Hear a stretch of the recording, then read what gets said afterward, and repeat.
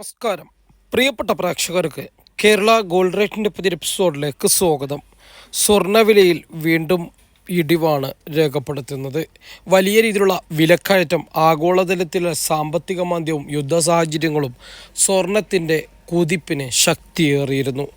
അതുകൊണ്ട് തന്നെ സ്വർണ്ണവില എക്കാലത്തെയും റെക്കോർഡ് മറികടന്ന് 50,000 മറികടന്ന് ഒരു സാഹചര്യത്തിൽ 55,000 വരെ എത്തുന്ന ഒരു സാഹചര്യമുണ്ടായിരുന്നു.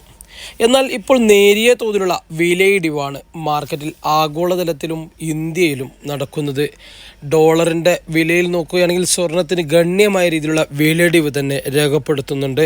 ഇത് ഒരുപക്ഷെ വരും ദിവസങ്ങളിലും സ്വർണ്ണവിലയിൽ ഇടിവ് തുടരാൻ സാധ്യതയുണ്ടായേക്കാം.